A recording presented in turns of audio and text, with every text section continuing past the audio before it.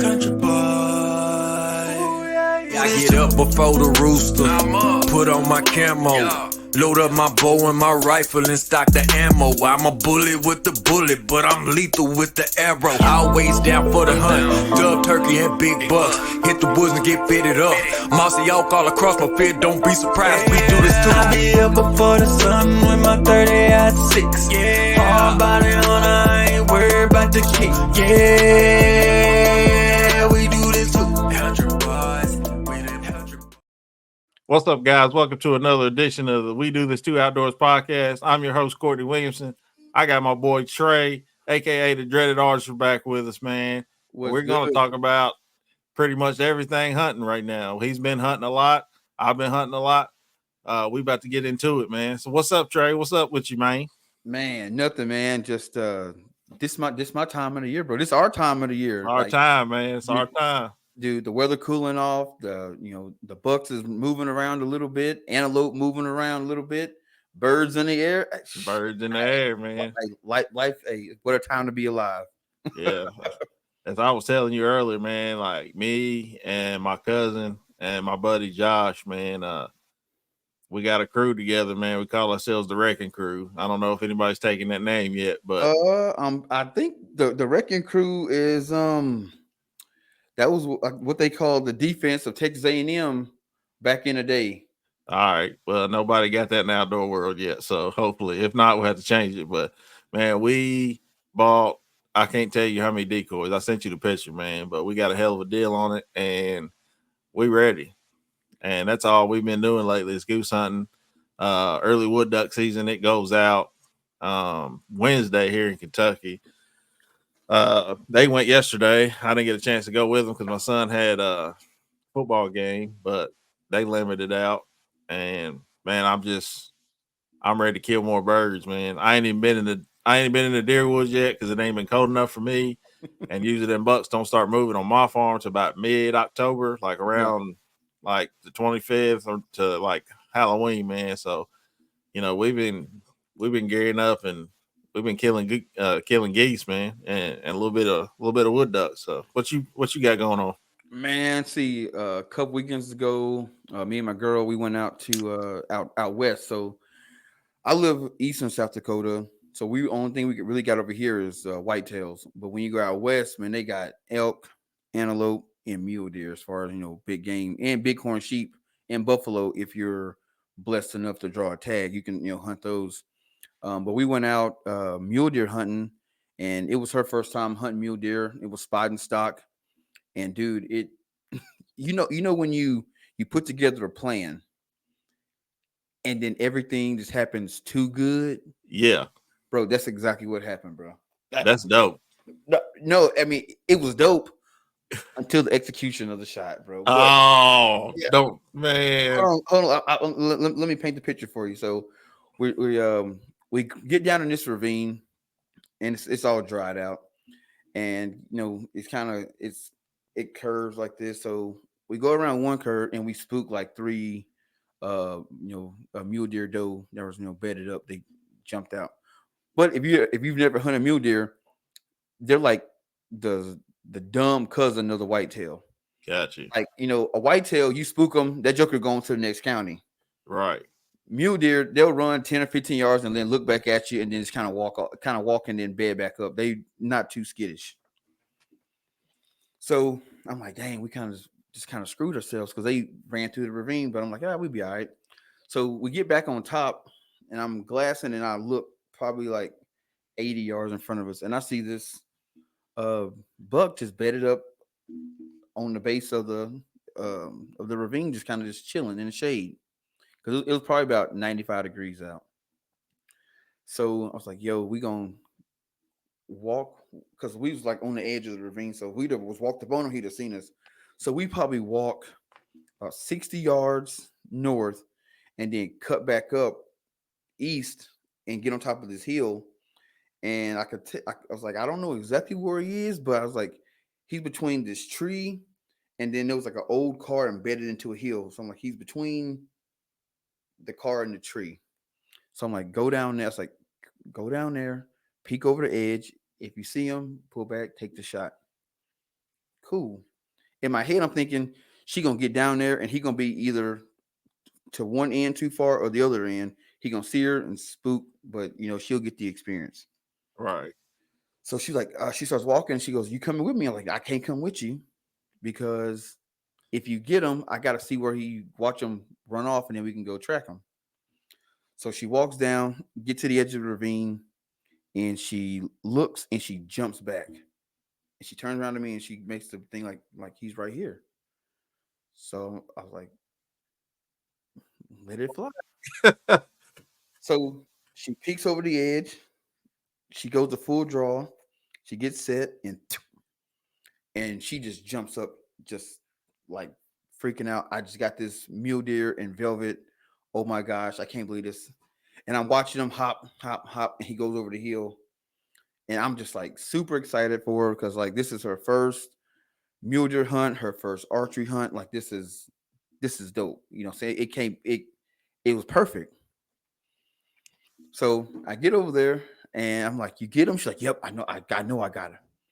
So I'm like, "Well, let me find your arrow." So I jump down there. Well, I go to jump and I realize that if she was on the edge, it goes down and then it's like a little lip and then it drops. He was on the lip. So when she was shooting, he was only like 5 feet from her. Oh wow. She was like right on top of him. She was Right like on top of it. I could have jumped on his back. He was. So I'm like, that's not good.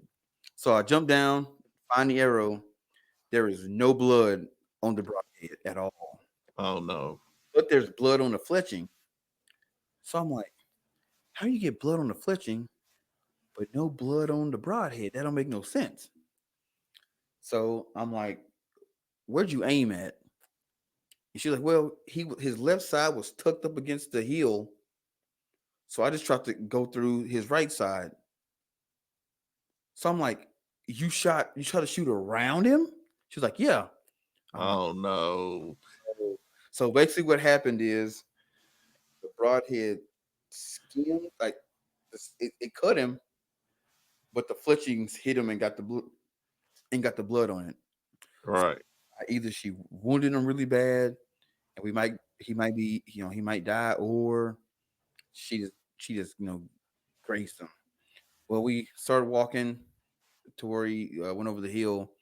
I get over the hill, and he like literally like walk over crest the hill, and he's right on the other side, just bedded up, look back at me, hop off, and I'm like, he gone. Like it is, like, a great hunt, but we'll just keep on hunting. So who's gonna go to another spot? We walk to the car. 30 yards from the car, two hills come together, and it's got a little ravine in the middle. He bedded up right in there, looking at us. Hey, yo, you joker! And he gets up and hops off, and he was gone. And she was upset that she didn't put him down, but she was super excited because she got the pull back on the deer, and she was like that close. And I'm like, hey, look, I bet you 99% of hunters have never been that close to a deer. Absolutely not. That's crazy. So it wasn't, it didn't end successful, but as far as getting the experience, it was a super successful hunt. That's dope. Yeah. I mean, I've always wanted to come out there or somewhere and go mule deer hunting, man. And like you said, 98% of hunters have not experienced that. No. And to be that close to one where you said you could literally jump on dude's back. I told her, I said he was that close. You was better off pulling out your knife and just stabbing him. Yeah. That's crazy, man. Oh man, but it was fun. And then we I at that time I didn't have an antelope tag. So we saw some huge antelope, just kind of glassed them. Didn't make any moves on them because neither one of us had a tag. I just kind of put it on my own next. Like, all right, next week when I come back out here, we'll chase them down. But me and my buddy Trevor, and I ended up going back out the next week. We was out there for 4 days, and dude, it was just hot. We wasn't seeing any mule deer. Saw a ton of antelope. We put a stock on two of them. One he kind of busted us early, but we had a decoy and ended up bringing them back in to about like 80 yards. But my buddy wasn't going to take that shot. And then we had one at about 40, but he had a big, like a rock was right in front of him.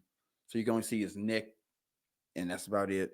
So he was like, I Right. can take that shot. And by the time he ended up getting a shot or getting a full draw, the antelope spotted him. And I mean, I don't know if you ever hunt an antelope, but once them jokers see you, them jokers gone, man. Hey, they like Usain Bolt. Once it's gone, they gone. Like turkeys, man. If they see you, It's out. they gone.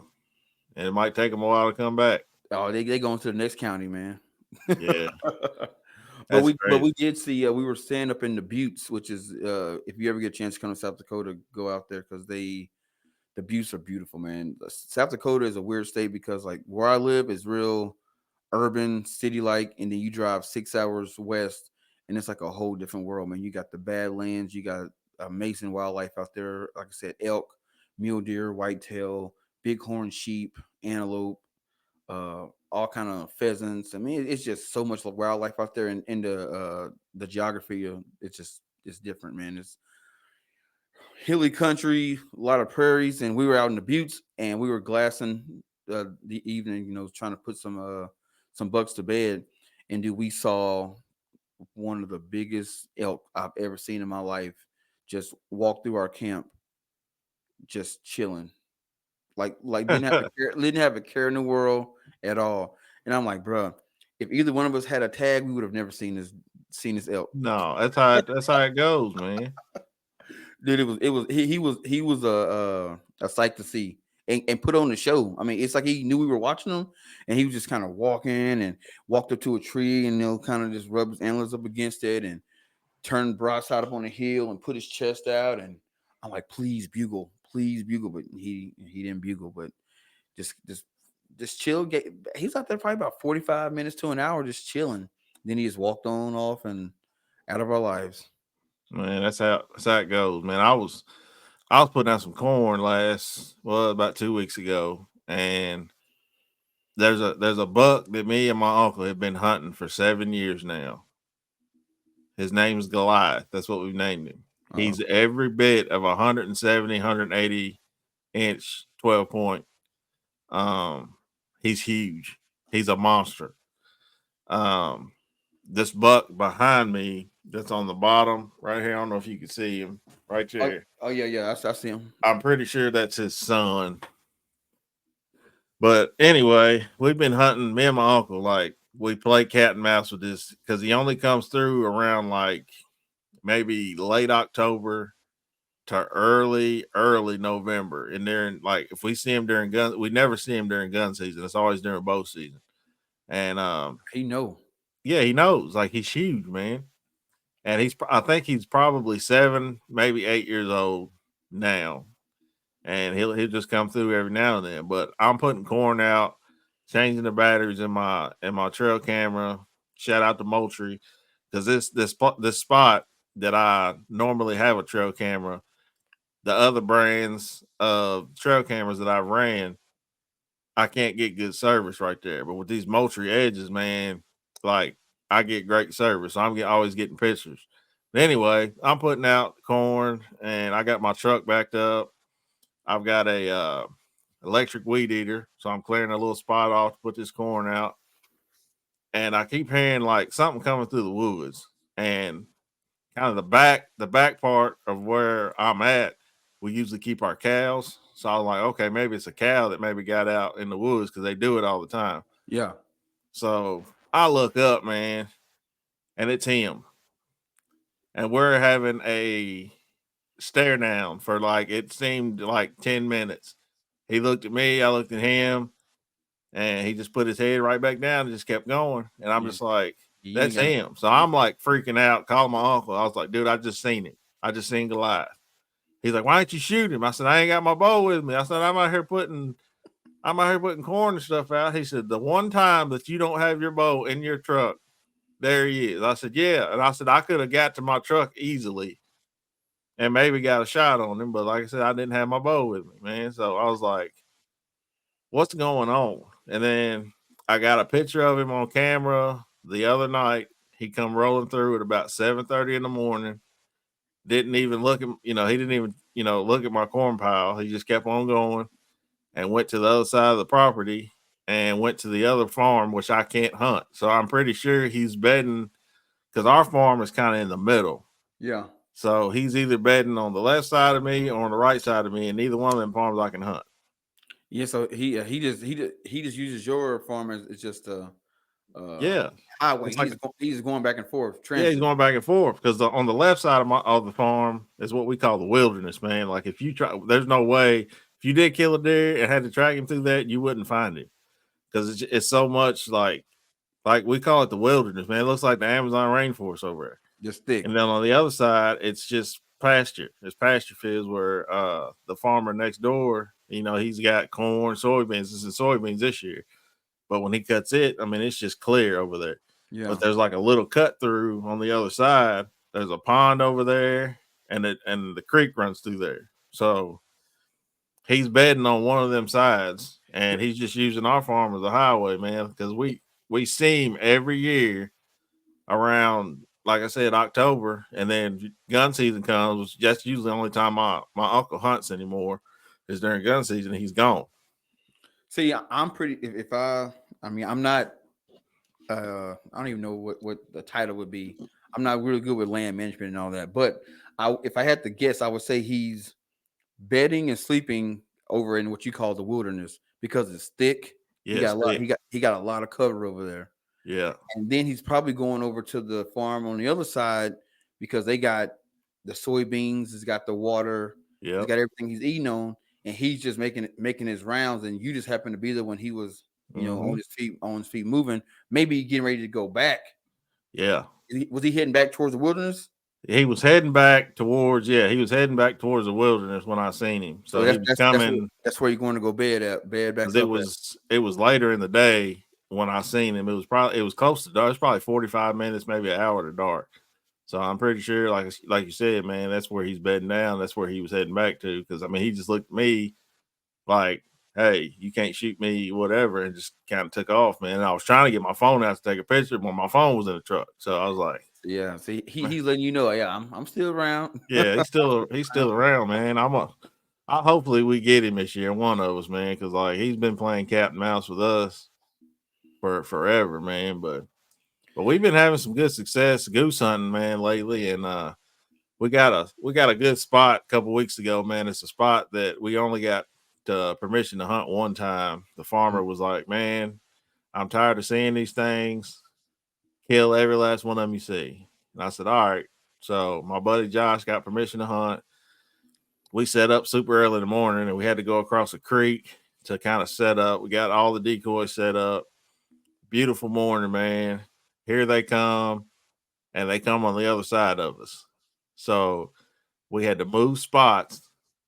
So when they flew back over, they kind of made like a big circle, seeing all our decoys. They came in, and we shot probably 3 to 4. I think it was 7 total. So not a great not a great shoot, but we should have killed more than we did. But man, it was fun to watch them come over. Hey, 7 to me, 2 is good. One or 2 is good. You got 7. I eat on 7, geese for a year. Oh, for sure. Well, we had a good shoot that time, and then we went back out to a spot that's kind of close to my house. My cousin got permission to hunt it, and that farmer was like, "I hate watching these things." He said, "They mess up my crops, this and this and that." He said, "Kill every last one of them." So we stayed out there from pretty much morning till it got dark. For shooting time was over, and I think we ended up killing 9 that day. So that was a fun time. Man, it seemed like down in Kentucky that farmers are more friendlier than they are up here in South Dakota. Because up here, yes and no. Hey, you gotta have that, some little paper, know what you're gonna do for me, and now there are a few that if you pull up and you let them know, hey, I was hunting public land, but this nice buck just got on your property. Far and in between, they'll be like, yeah, go over here and hunt him. I met a real nice guy when I was antelope hunting with my buddy Rob. This guy just, we were stalking this antelope on public, and this dude, not my buddy Rob, but some dude that was already out there. He saw that we were, scouting this particular buck, and he just like hops out of his truck and like tries to make a move on him as well. Oh and, man. and end up pushing him on on private. So we pop out the own X and find the landowner, and we just go knock on his door, and he's like, "Yeah, which section you guys want to hunt?" So we tell him, and he goes, "Oh, people drive up and down this road all the time. No one ever thinks to ask me to hunt on my property. I kick more people off on my property than actually, if they would just ask, I let them hunt." And dude, we went out there, and I put the antelope down, and we just had good time with this guy. But a lot of farmers up around here, they are just like, nope, I lease it to somebody, or I got a crew that comes in from Kansas or Iowa or something, and they hunt. So no, you guys can't hunt, because it's becoming a money game. But yeah, it's like it down here, man. Because like most of your good waterfowl spots around here, they've been leased out, just like deer hunting. But luckily, me and my family, I feel like we've got a pretty good name in our town. And my mom was a teacher for 30 something years. So a lot of people know my mom if they don't know me.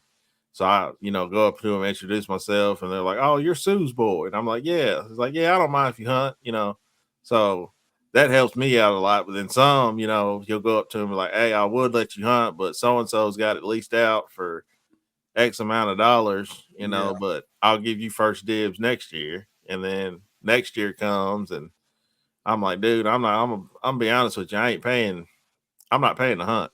Like, I'm sorry. Like, I'm not leasing a place out. Like, I'm sorry. Like, it's just not, that ain't my style. Like, even if I do get rich, famous, whatever, like, I don't think I'll ever lease a farm out. I'll buy a farm." Yeah, I'm gonna say, if you get famous, at that point you're gonna buy your own farm. But I'm not paying to hunt. Like, I'm sorry. Like I'll go, I'm saying, if I go out of state somewhere, I don't mind paying to, go hunt somewhere out of state or something. But in my own town, in my own territory, pretty much, and I've known some of these people for forever. Like, I get, they're making extra money, towards their farm equipment or whatever they want to do. But I was like, I ain't doing it. I'm sorry. Hey, check this out. So me and my buddy Trevor, we were sitting around the fire, just kind of talking, and we're talking about pretty much the same thing we're talking about now. How how it's getting harder and harder to get permission to hunt. Access is just getting harder. Even though you got public land is just getting hammered. Yeah, Here it in South is. Florida, especially with we got our non-resident tags are super cheap here. So, we're getting hammered from guys from Nebraska, Iowa, Minnesota, Montana, Wyoming. We just getting like just pummeled. But this idea popped in my head, and I said, "Man," "this is something I'm afraid of. I've been thinking about it now, so I'm running by you." He goes, "All right, shoot." I'm like, "What would happen if a lot of our public land is just leased out land, private land? Farmers enroll their land in the walk-in program. What if someone creates a company similar to Airbnb, but it's for hunting land? So say you got 300 acres, and you cut it up in certain parcels where it's like, all right, I got 300 acres, I got 10 parcels of 30 acres apiece. You can lease out my 30 acres from Friday to Sunday, just like Airbnb." And he sends you the bounty line, so you know where you at, Right. and you hunt that 30 acres. That's dope. And he was like, "No, man, that happens in public land is over." I'm like, "Yeah, could be, but the quality of hunt will be a lot better." It would suck. Yeah, you have to pay, $30-$40 a day, probably more than that. Say by 150-200 a day, but you get a better quality of hunt. And he was like, "No, man," because I just can't see myself ever paying to hunt in my state. I'm with him, dog. I'm with him. I mean, yeah, that's a great idea, I guess, for the landowner where they could, for the do landowner. like an Airbnb where you go online and like book. But for public land hunters, which I don't hunt a lot of public land, I've been blessed to have a farm that I grew up on that I can hunt, and then I got a couple other spots I can hunt private. But if I did hunt mostly public and I had to do that, I'm out.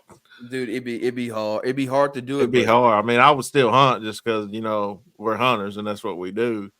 But I'd have to work a little bit more OT to go that. In another state, I could see that if I'm going out of state. But like in my own state, I'm with dude. Like, I mean, that is a great idea though, especially if you own some acreage, man. You can make some bank.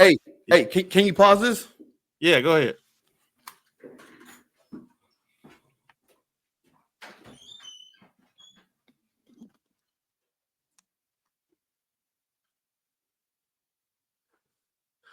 So Trey had to leave for a second, but he'll be back here shortly. But so I haven't been in the woods yet for deer just yet. Like I said, most of the land that I hunt, which is private land, which is the farm that I grew up on, mostly the big deer do not come until about mid-October.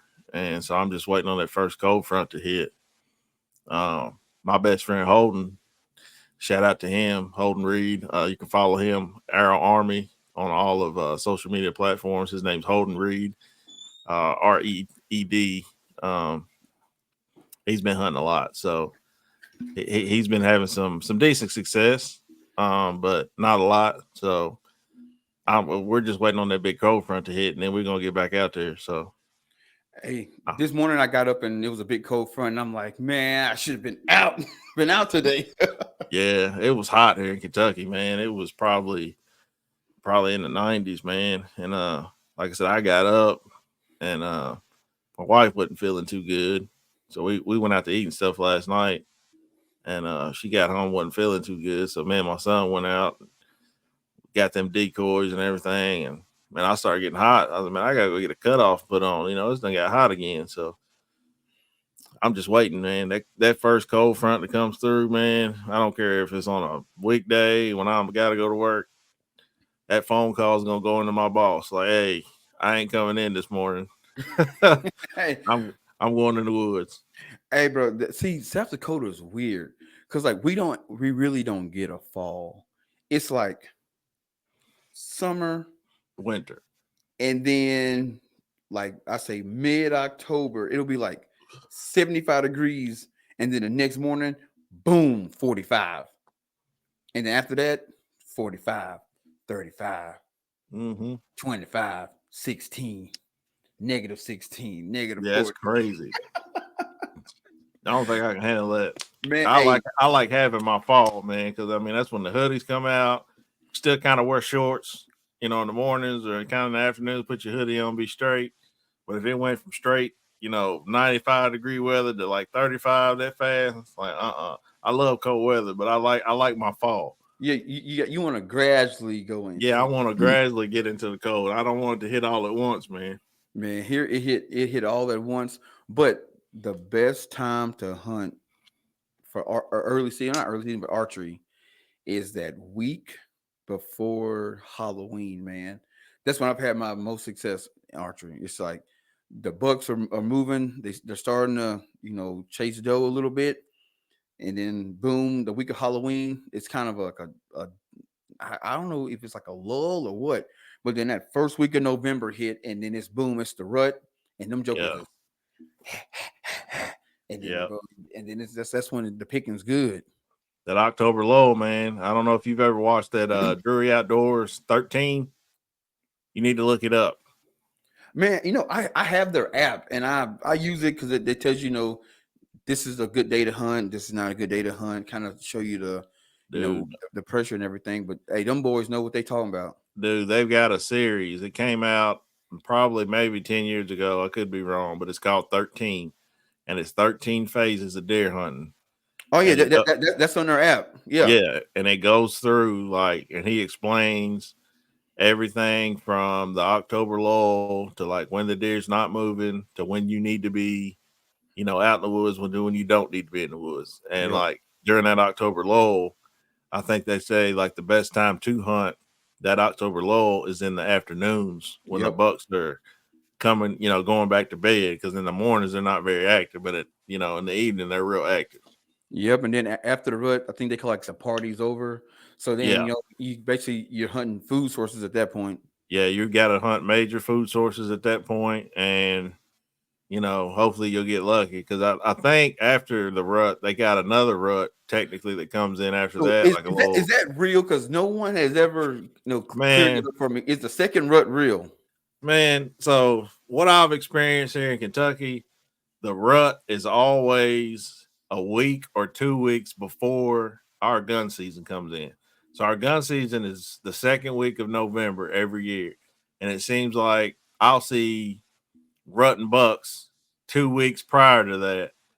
And then once, gun season comes in, because I feel like, so I got a theory. And some people think I'm crazy when I say this. Bucks know when gun season is approaching.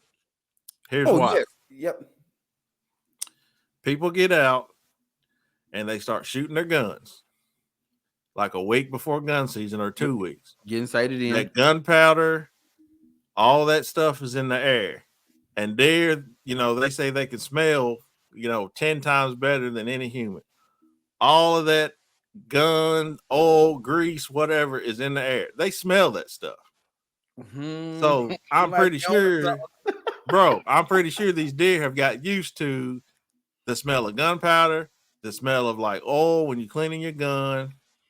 That stuff's going through the air when you're out there. So when these deer start smelling that, it's like telling their buddies, like, hey, they gearing up. Gun season is around the corner. And then opening day of gun season, you might see a doe and a little baby, but you don't see no bucks unless they're chasing a doe coming through. And I feel like, for real, man, like I feel like that's a true state. My buddy Holden explained this to me years ago, and I thought it was crazy.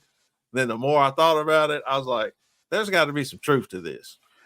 Hey, I believe it, because so here in South Dakota, our rut is peak rut is always that second week of November, and that's my birthday week.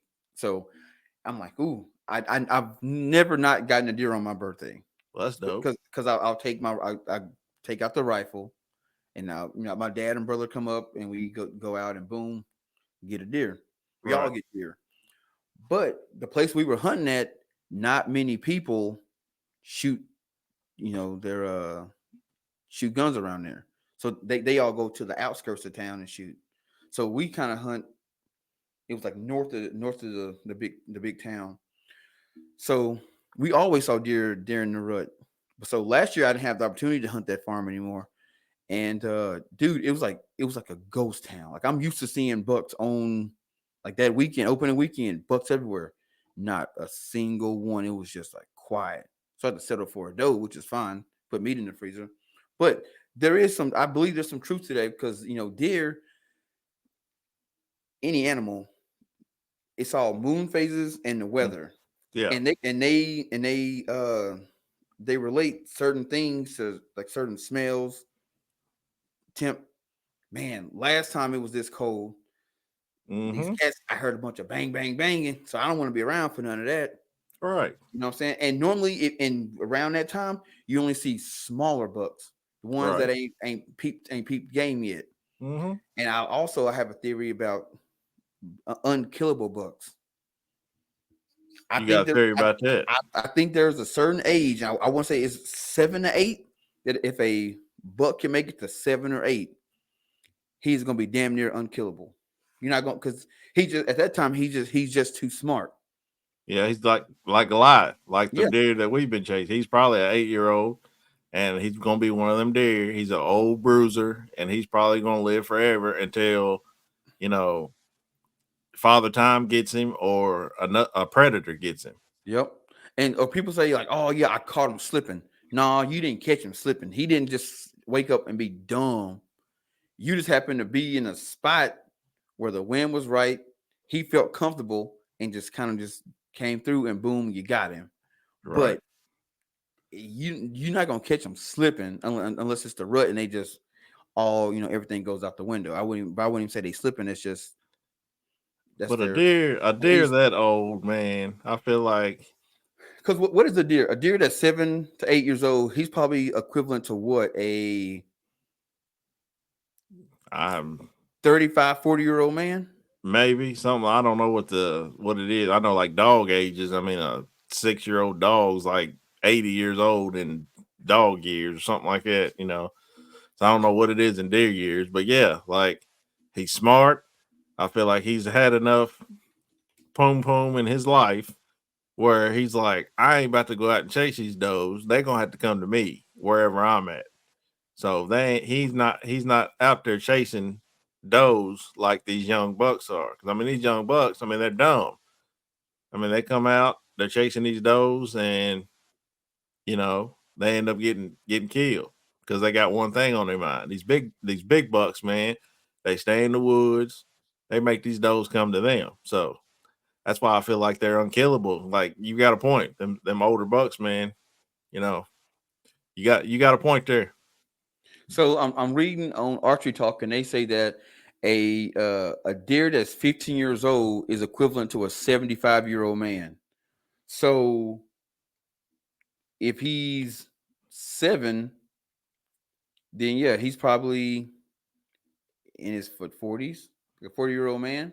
Yeah, so he's my age. Yeah. So think about a 40-year-old man. He didn't experience a whole lot of life. He know what to do, what not to do, because he made it to that age range. So yeah. So actually, yeah, 37. So 7-year-old deer is equivalent to a 37-year-old man. He pretty much know what he got going at that point. Yeah. You know what I'm And saying? knows what he wants to eat. As I tell my son all the time, I've been your age, you ain't never been mine. Right. That's it. So I could be totally wrong. I'm sure somebody's gonna be like, you don't know what you're talking about. Any deer is killable. No, I think when you get to a certain point, especially if that deer stays in one area, he knows everything that comes and goes on that property. Yeah. It's bro, I got a story for you. So I got a homeboy, and for the longest, he had this really nice deer. I think he was a 6x4, really nice buck. And he would always get him on his game cam, like in the food plot right by his stand, right in front of his stand. And he was like, all right, he normally comes out at about 8 in the morning, kind of chills in the food plot and dips out. So he'd get to the food plot about 5, get in the stand, never see the deer. The next day he don't go hunt, deer's in his stand.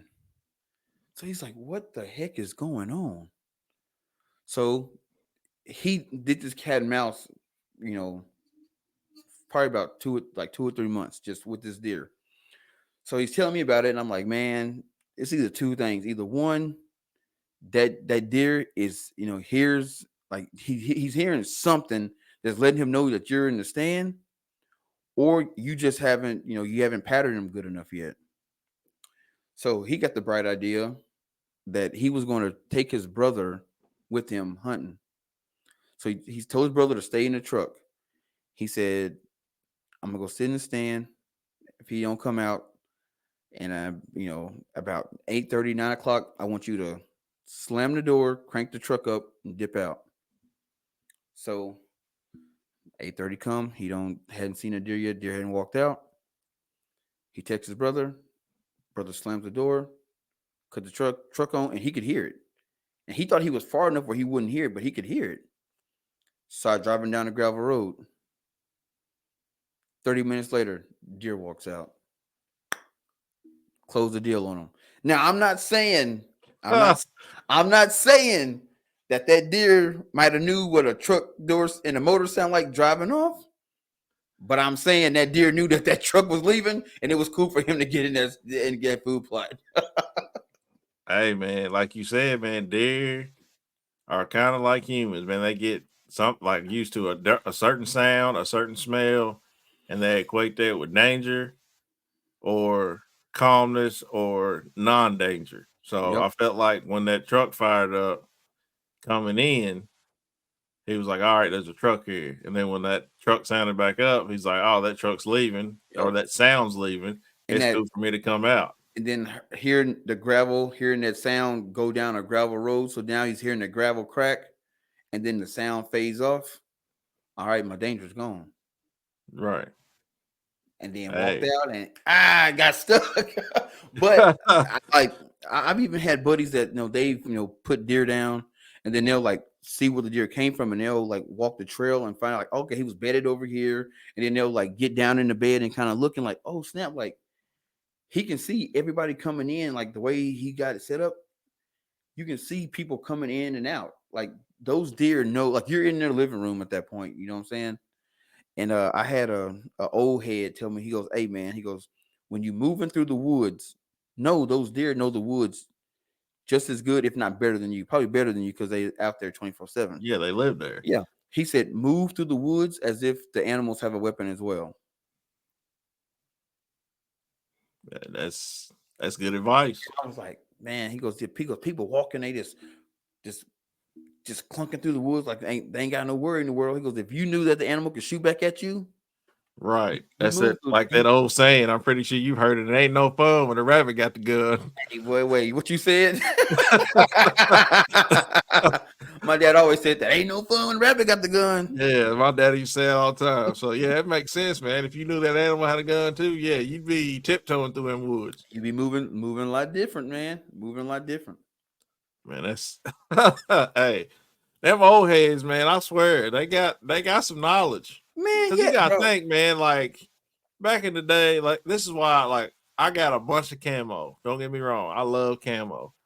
But man, I'm hearing these stories, and then my grandfather and my uncles and stuff going out to hunt, ain't took no baths, been cutting stripping the back of all the day before and go out the next morning in a plaid shirt, blue jeans, smelling like a camel's ass, Yep. and they killing deer. You know what I'm saying? Like, so is camo really, do we really need it? Do we really need to take scent-free baths? Do we really need to do all the stuff as deer hunters that we do that we're, very superstitious about? Yes, yes. Because because like you gotta think back then, those guys weren't wearing all the shit that we wear now, like all the different colognes and deodorants and all that stuff. But it's hard to say because you read these stories. Like I can't think of the name of the buck. It was a buck that was killed in Ohio back in like I want to say the 60s. The 60s. But when you read the account of the story, the guy was like he wasn't even going out to hunt a buck. He literally woke up that morning, felt it was cold outside. He needed a buck. I mean, he needed a doe. He just want to get a doe, put some meat on the table. He goes and sits on a stump on the edge of a field, lights up a cigarette, and he gets about 2 or 3 drags on a cigarette, and this buck walks out and shoots it. End up being one of the third largest bucks shot. And that time was a world record. And it's like, That's what bro, I'm saying, bro. holding up a Like, cigarette. that's what I'm saying, bro. Like my uncle, man, before he quit smoking, man, like we religiously go hunting every year together. I mean, that's our thing. When gun season opens up. And he used to light up cigarettes. Well, cigars was his thing. And, he'd have on the clothes from the day before where he'd been on the tractor all day, smelling like gas, diesel, all this other stuff. And he'd kill big bucks every year. And I'm, getting up the same morning, taking a shower and scent free this, scent free that, making sure my stuff smells like cedar chips and all this other stuff. And I ain't seeing a deer. But he's 50 yards behind me, and I hear that 30-06 go off at 8:30, 9 o'clock in the morning, and a phone call. Hey, Elmer, that's what he calls me. That's what I got me one.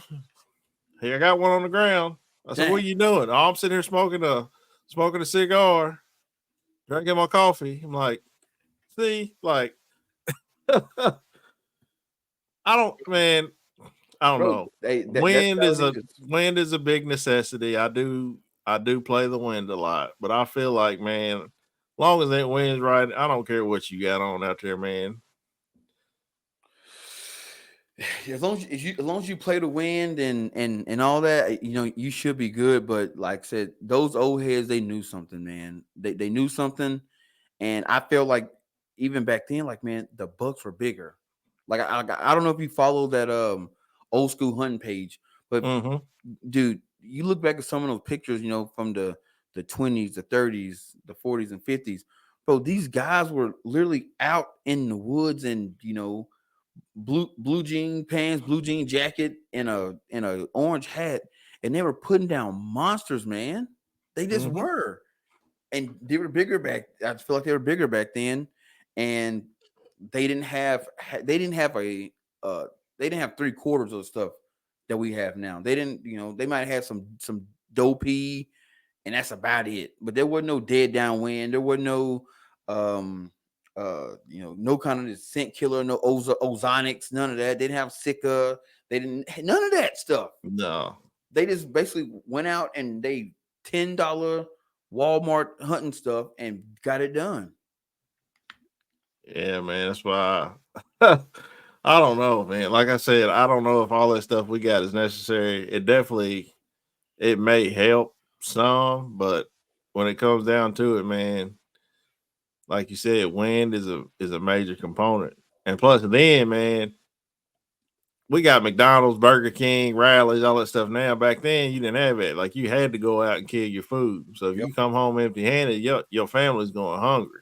That's it. And It those ain't guys, it ain't like it nowadays. I mean, it is for some families. Don't get me wrong, but you no, know, and these cats would sit like when people talk about, you know, I would say the golden age of hunting, they make it sound like, oh yeah, guy went out, sat under a tree out there for 10 minutes and killed this 300-inch buck. No, this dude went out at 4 o'clock in the morning and probably didn't get back in till 7, 8 o'clock that night. Like he was he was literally out out there there all day. all day. Mm-hmm. You know, we don't do that. Like now, are there guys that do it? Yeah, there's some people that sit all day long, but most cats sit from about 5 in the morning to about noon, Go get some lunch. get some lunch, come back Go about back. 2:30, 3 o'clock, to catch that evening hunt. These dudes are sitting all day. I listened to, like I said, multiple, like not this old cat named Gary, man, old school, man. He was like, "Let me tell you something, Reed. If it's the rut, you better have your ass in the woods." And that's it. He goes, because you don't know when Yeah, that buck's gonna come out. So if he goes, if you know they are rutting, you better be there from sun up to sundown. because you never know when they gonna come through. Exactly. And Yeah, this I mean, and this dude got monsters on the wall from the 70s and 80s. yeah. During Monsters. the rut, I try to sit all day. I'll bring me like a little cooler, have my drinks in there, my snacks, a little lunch or something. But man, it's when you ain't seeing nothing, man, it's hard to sit all day. But like I said, when they rut, man, you never know when that buck is gonna come through there chasing that doe. I mean, you got to be ready. And if you out, getting lunch, cameras don't pick up everything. That's why I keep trying to tell some of my friends, man, they got, trail cameras, all over their property, man. He said, man, I ain't getting no picture of no bucks. I said, well, they there. I said, if you got does on your property, them bucks are there. And I said, during the rut, man, I said, you just got to put time in the seat, man, because you never know when that buck might roll through. And, if you sleep or, out getting lunch somewhere and he comes rolling through, he might not come back through there, man, because he's chasing that doe. He'll chase that doe to Tennessee if he's got to. You know what I'm saying? And Exactly, man. that head's gonna be down, and that neck's gonna be bristled up. He might not come through that. He don't even know. Half the time they don't know where they're at. They're just heads to the ground, man. They're following that scent. That's it. That's it. Dude, a couple years ago, I think it was about 3 years ago. My ex-girlfriend, her family got this crazy ass farm, huge farm. But that year it was a drought. Like it was like there's a creek that runs through the farm, and man, it was like no water in it. So I'm like, on the game cams, like we're just seeing just doe, not seeing no bucks at all, none. And I'm like, man, like this is a travel corridor. Like we always see bucks on this camera. So it took my ex-girlfriend's daughter to point this out. She goes, why do all the doe have socks on? I'm like, socks? She goes, yeah, look at their feet. It looks like they got like they're wearing black socks. So I look at the picture and then it clicked. That's mud. Mm-hmm. So whenever the creek has water in it, they have to come down this hill, and it's like a small little section. They can jump it, and then they come over, walk through the food plot, and go over into the cornfield. Well, with the creek being dried out, they just use that creek as a highway for cover, and then they can come right up on the food plot and eat. Well, the bucks at this point, they don't have to come by the camera. They can just come to that off the backside, and they eat right on the edge of that food plot, and then go right back down to the creek. So then we start seeing bucks on other cameras, and sure enough, look at their feet covered in mud. They got the black socks on. Mm-hmm. So all I did was I just like I will put a camera down in the creek. Sure enough, man, that spot point. Bing, bing, bing, bing, bing, bing, bing. Bucks. They all just traveling along that creek. And it's like, man, these jokers, they adapt, man. They adapt, dude. Yeah. They know what they got going, man. And it's just like I said, that game cam don't tell the whole story, but it'll give you little breadcrumbs for you to put together if you got enough of them out there. Right. Put together a story. Now, bringing up game cams, this is a crazy story. So I read this article about AI. I love AI. This couple have designed a game camera that uses AI. So basically, you have all these cameras out. So you got 10 cameras. All these cameras are linked to one hive mind. That hive mind is the base of the AI. Mm-hmm. So basically, what happens is this AI program will, and right now it's in a beta state, so like no one has it. It's just something they're just testing. But this AI talks to all, or the cameras all talk to the AI. So let's say, for example, Goliath. So boom, the camera sends you a picture, but that's Goliath. So you tell the AI like, "Oh, this is Goliath." The AI will then recognize that buck, his frame, his rack, and everything. It will know Goliath, and it will put together a file of Goliath. And then say you got 10 to 20 cameras out. Every time that camera, what you call it, catches Goliath, it sends it to the AI. Boom, boom, boom. And the AI compiles all this data. And you tell the AI, like, give me an update on Goliath. And boom, it'll tell you, on September 30th, Goliath was in your north food plot at camera 3. He stayed there for about 10 to 15 minutes. He then moved northeast, going at a speed of, 8 miles an hour. Got the camera 5 on your northeast side of your property. He then stayed there for 30-45 minutes. It basically puts together a whole story after talking to all these cameras. And then you can ask it AI, when would be the best time to hunt Goliath in my southwest stand? And it will tell you, well, Goliath spends 45% of his time near your southwest stand on Tuesdays, Thursdays, and Saturdays between the times of 8 a.m. and 12 p.m. Bro. Dude, that's a game changer. Bro, it will be a game changer. But the amount of cameras you'd have to have. Yeah, you'd have to have a lot of cameras. And you'd have to have them for a long time for the AI to start being able to building that file and developing that story. Now, if that becomes, say, they do the beta, it works, they work all the bugs out, and it is now available for public use. What effect would that have on hunting, do you believe? Bro, so I'm old school, but I'm also a new school guy. I can hear some old heads out there now. Oh, it ain't hunting. That's cheating. But I can hear me now. I'm not a big tech guy, but I'm starting to get into it a lot more.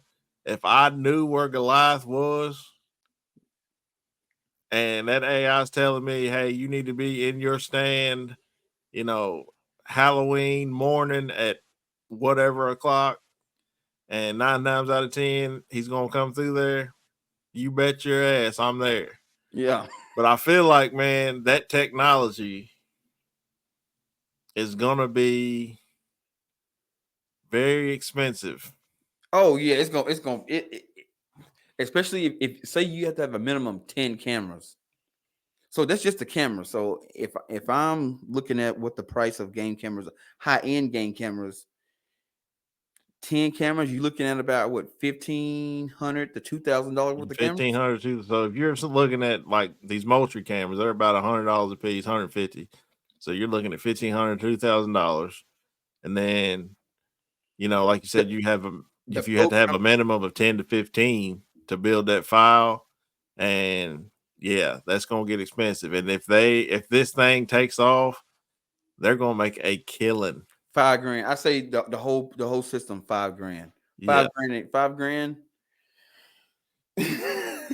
is if you got private ground. If you got private ground, that's never public land, man. That's anything like that on public land at all. No, they'll outlaw that on public land, man, because everybody's cameras will be dinging. Everybody be trying to fight for that spot, trying to get that dude. That'd be a nightmare on public land. Man, I don't think you could. I mean, you could put 10 cameras on public land, but out of them 10, you might get what? Back 2 of them back. You're gonna have some smashed cameras. That's exactly what's gonna happen. Some buckshots gonna be in them cameras. some ball bats are gonna be hitting them cameras. Some cameras gonna be missing. But it would be wild. Like I see that technology being more useful if you're like an outfitter, and that's how you make your living, is taking people out, got them on hunts. I can see that being a good resource for you. But for public land guys, the average hunter, I don't think it's needed, man. It would, if it were to pan out, it takes a lot away from hunting. And as much as I love technology and I love having, somewhat of an upper hand on the deer, that's overkill. That's too far. That's like, it kind of takes the thrill out of, like most of the deer I've killed, man. 90% of them, well, I'd say 95% of them, I've never seen them on trail cam before. Yep. And the ones that I am after on trail cam, I usually don't get those deer. I usually get another one that I haven't seen, and that's kind of the thrill for me hunting, because you never know what you're going to see while you're out there. Yep. And even if I know that deer the deer I'm after is out there, and this AI is telling me, hey, he's going to be at such and such, place at such and such time, it kind of takes the thrill out of it for me. Yeah. It's kind of pay lake fishing at that point.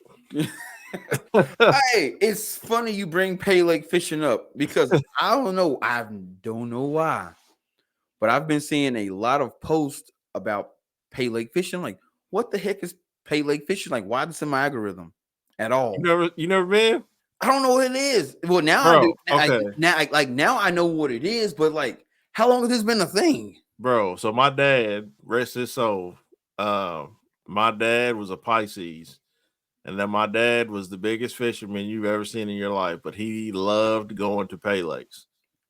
Like, you still gotta fish, like you still gotta know where the fish are, how deep to fish, where to throw, what kind of bait to use. But like, this man would limit out in an hour and then go back and pay another $10 and catch another 10, 15 fish. Like, he was good. Like, I mean, he was good in rivers and stuff, too, but he loved pay lake fishing. And every Saturday morning, we'd either go pay lake fishing or we'd go to like these what are they called? Where they got all this stuff like stuff for yard sales and like flea markets. Your flea market, boy, I love a good flea markets.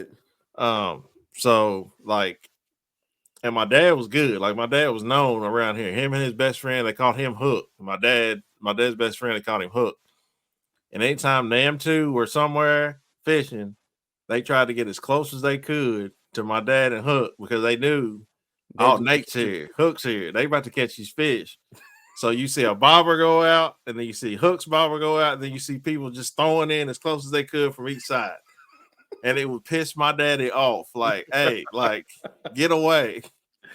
Hey, I had no idea what Pay Lake was, and then I started going through the comment section, and man, people was like, "That ain't real fishing." I like try catching a fish like that in a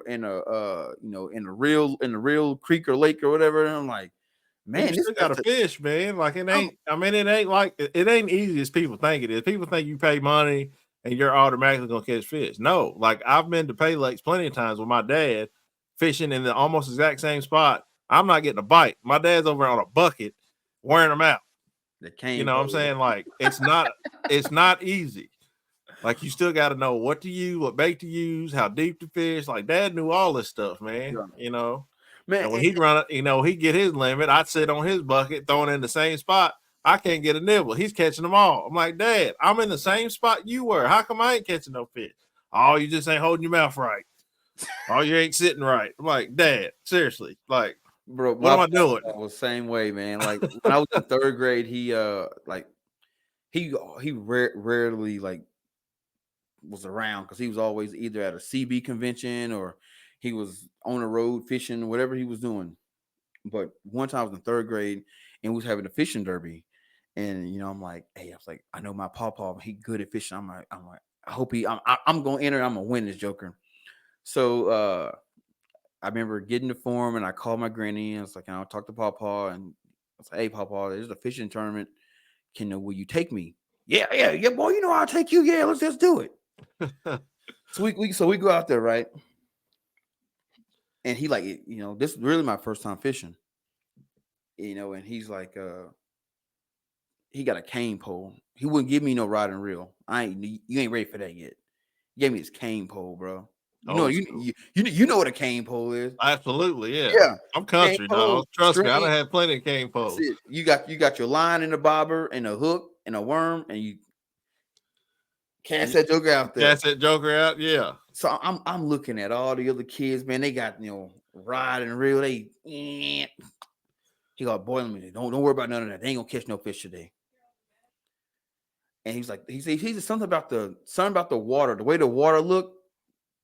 Them rods and reels, ain't even catch no fish today. I can't remember what he said. But I remember he threw that cane pole out there and he boom caught a big old brim. He gonna do it just like that. I'm like, what did you do? Third grade Trey. I'm like, what did you do? So he goes, let me show you. He cast it out there and he pow caught another one. So I'm like, all right. So I throw it out there. Nothing.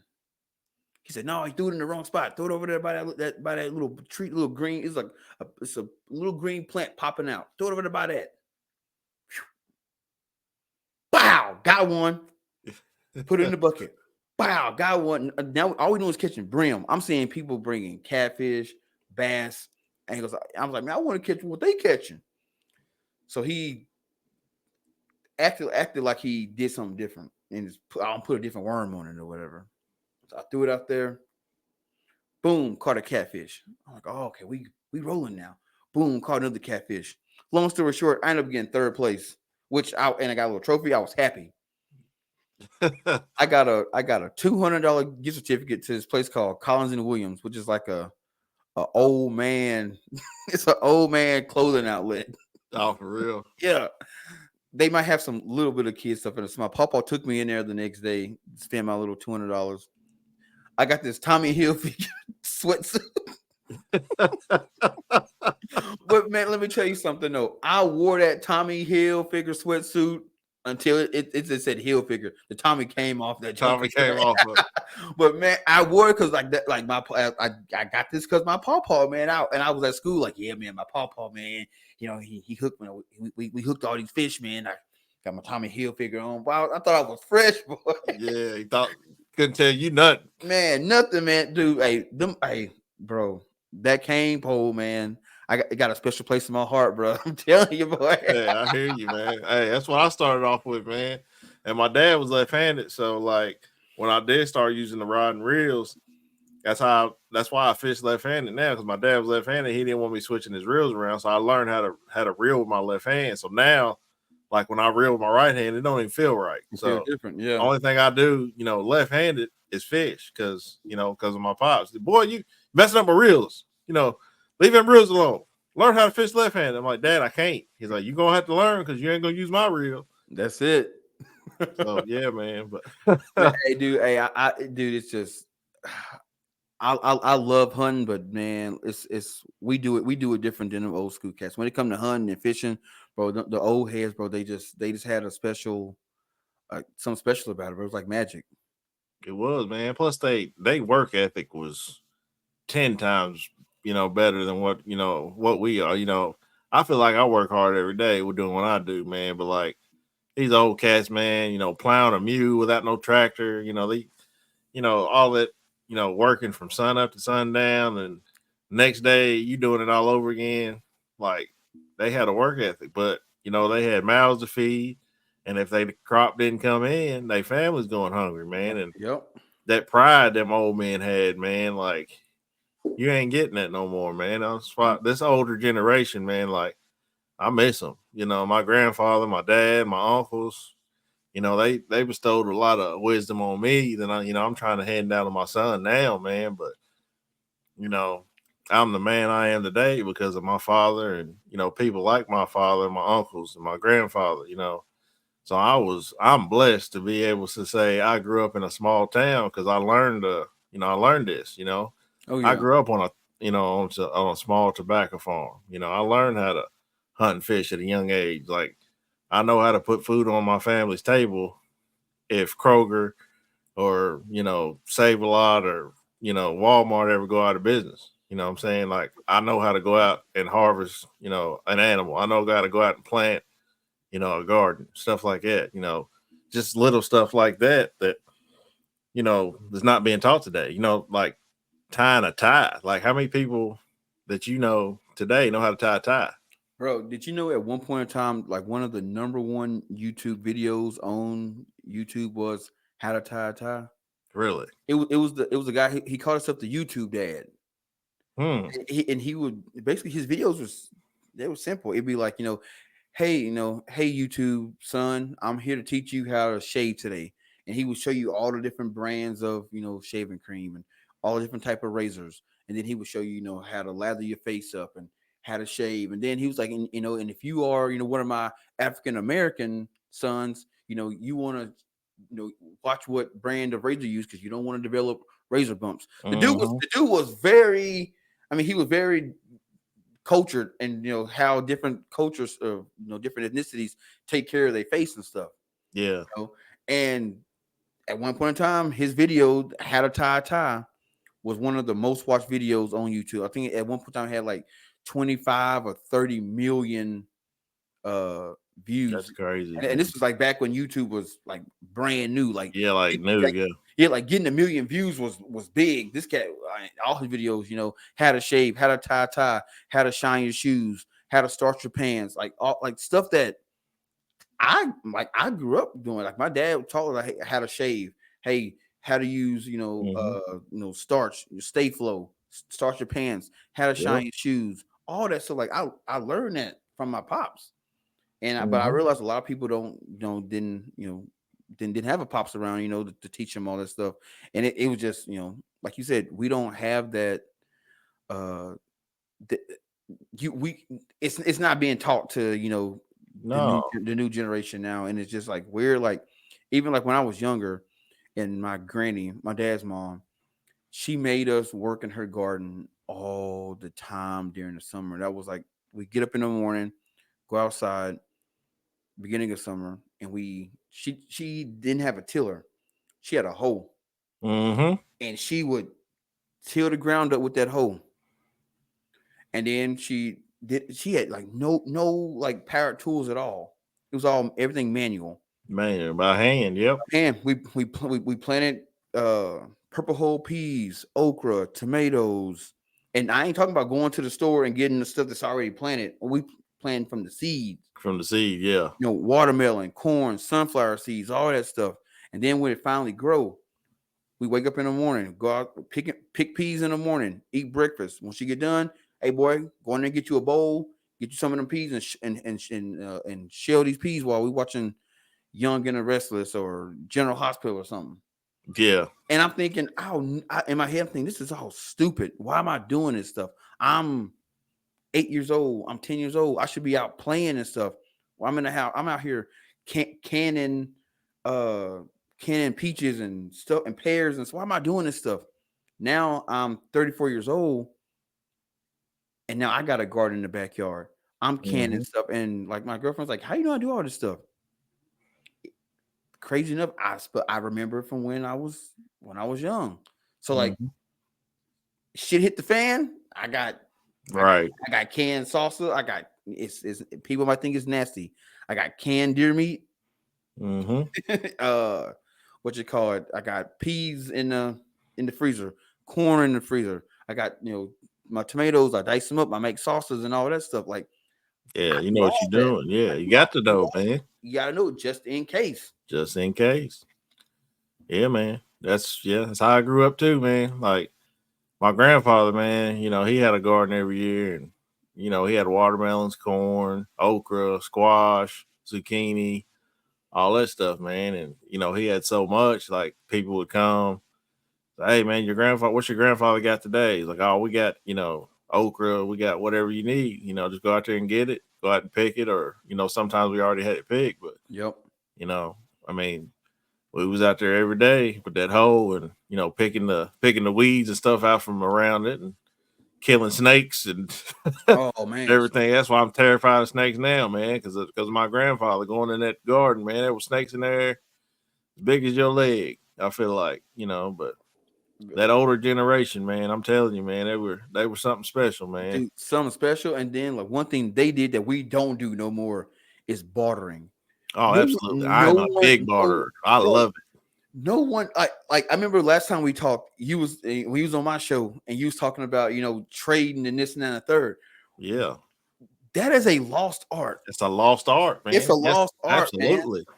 And dude, like, I remember like people coming down to my granny's house. She always had, like I said, a huge garden, but sometimes she didn't grow everything, so I know one thing she never grew was like turnip greens. But I know there was an old man, they call him Pistol, always had like collard greens and stuff.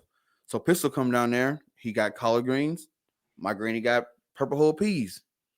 They trading. Trade off, yeah. Trade off. Boom. I give you a bushel of these peas. You give me a bushel of them. Give me a couple bushels of them greens.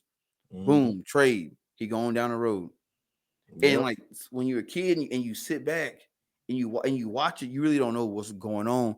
But then as you're an adult, you reflect like, man, like they had a whole system going on. You know what I'm saying? And it was just like dope, like collecting cans. Yep, we used to do that, man. I got a bag of cans. What you got? Oh, I can give you about, I can give you a couple bags of okra for them cans. Cool. And then she had a huge just bin full of aluminum cans. And back then, you didn't have to take them to the facility. You just call the folks. They come down. They weigh it. They come get it. Yeah, pay you right there. Bam, cut you a check. I was like, man, hey, them days, man. I miss them, man. I miss them a lot. Dude, yeah. Like, man, everything I got, just about, man. I've traded for, and I mean, my hunting shotguns, some of my bows, trucks, cars, man. I'm a big barter, man. I'm always, before I offer somebody cash, like, hey, man, I got this. Hey, you want to trade me for this? 9 times out of 10, they're like, oh, yeah, it's cool. Let's do it. But some people's like, no, I'd rather have cash. I'm like, that's cool, but sure you don't want this because you can still sell it at one point if you need to. But I tell some of these farmers when I knock on their door, look, I ain't got a lot of cash and I ain't got much to give, but one thing I do got is a damn good work ethic. You that's got some, right. you got some fence that needs to be fixed. You got some hay bales you got to throw. What you got around here I can do?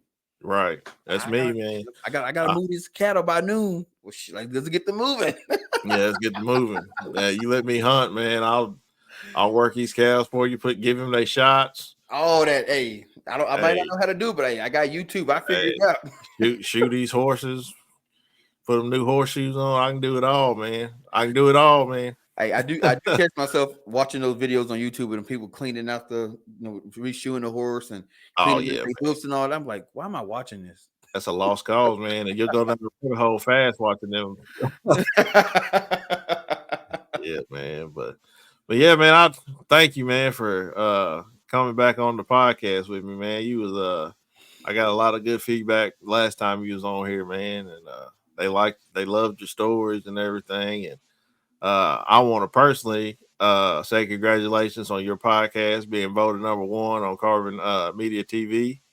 Oh yeah, man. That was wild because I mean I told the story plenty of times, but last year it's like around August. I think it was August 13th. It's exactly when it was.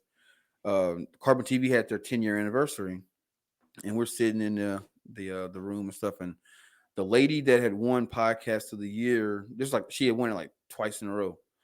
So I'm talking to her and everything, and I go sit down with my brother. I'm like, hey, bro, we're gonna win the Joker next year, straight up. And he was like, for real? I'm like, yeah, we're gonna win it.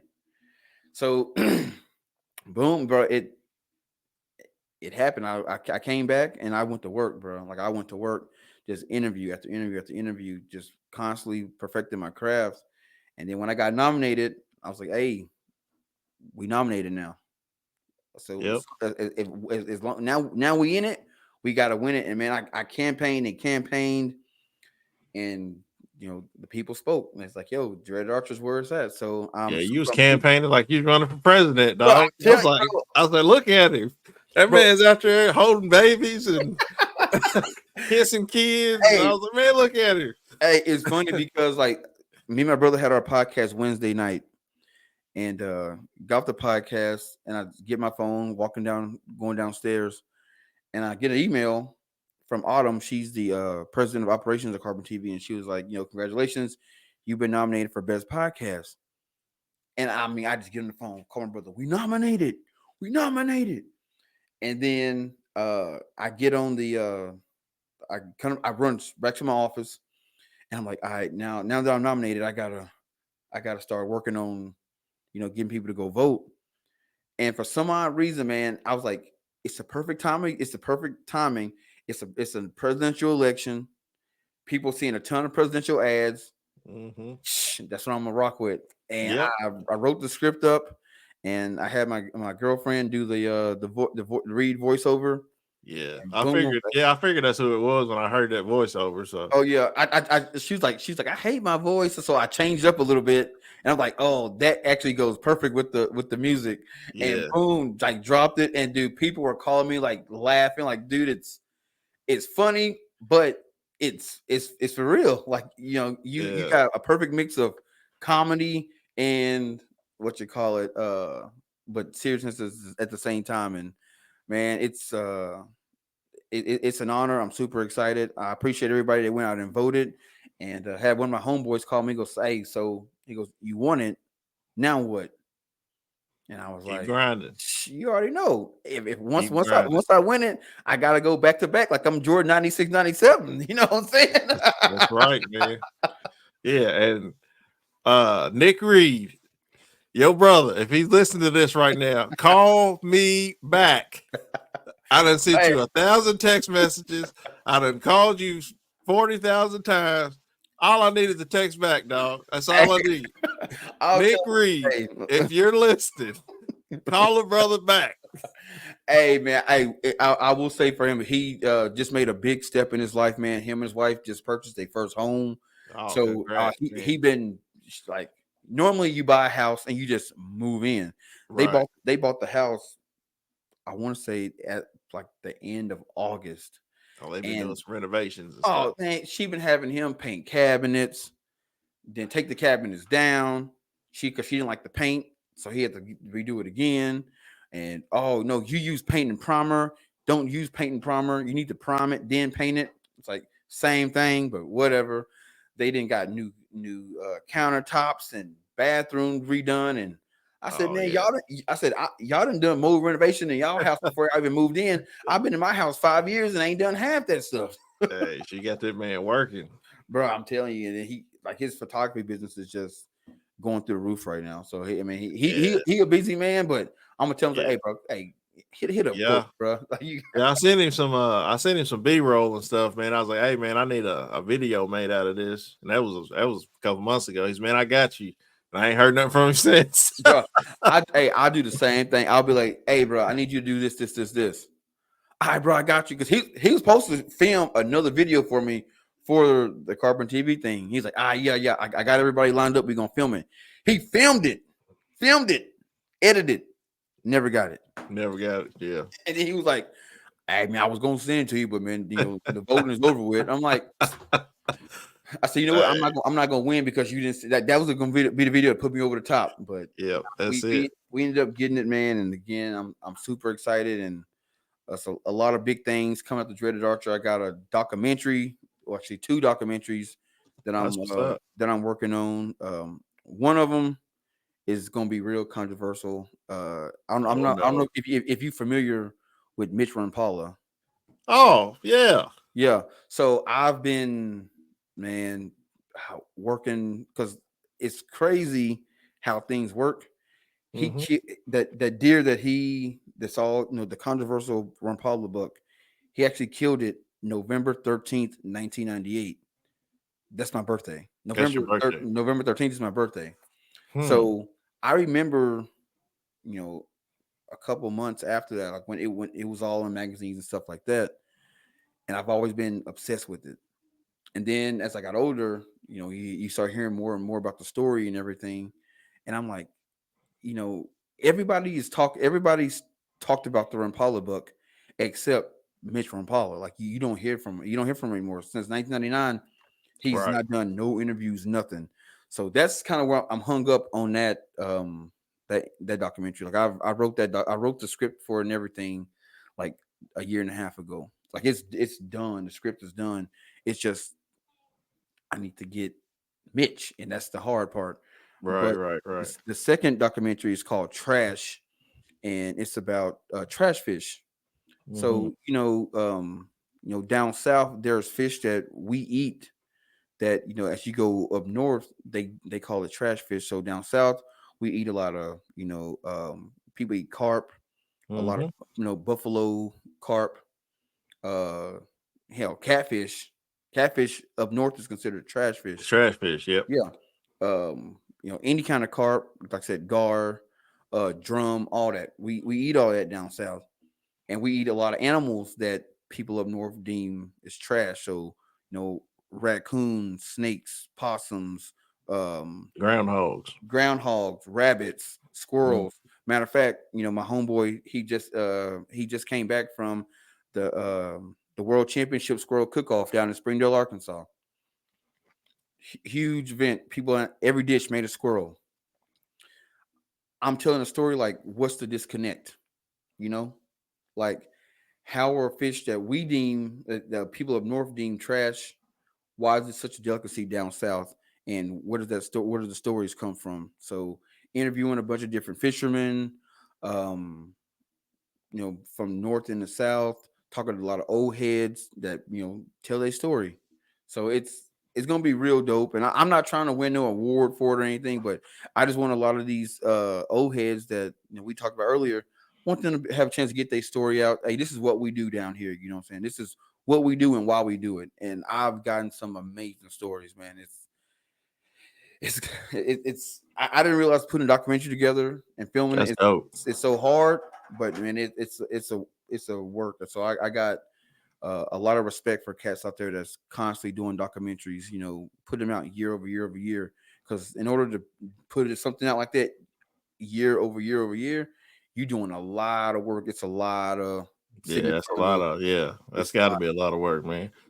Yeah, congrats, man. Yeah, I can't wait to look forward to, seeing all your future endeavors, man, and keep grinding, man. That's all I can say. Oh, Keep grinding. that's all I know how to do, man. That's right, man. But yeah, man, this podcast will be out pretty soon on all your social medias and everywhere you get your podcasts, on my personal YouTube page. Trey will probably have this on his YouTube page as well.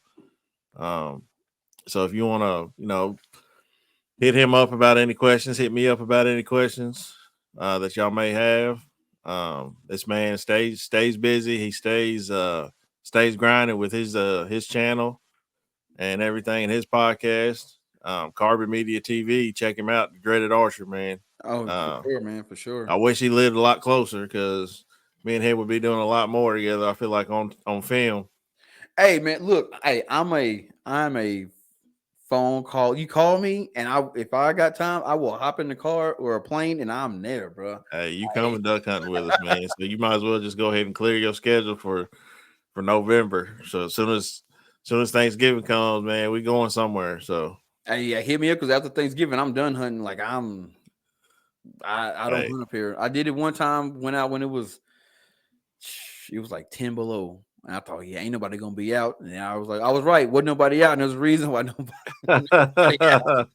Yeah, man. But yeah, man. Appreciate you coming on, man. Thank you to all my listeners, man. Make sure to give this podcast a like, and make sure you go on Apple, Google, Spotify, anywhere you get your podcast, and leave me a review. It helps me out, helps the podcast out, and everything like that. So, big game, small game, all game. We do this too. Already. Yes, sir.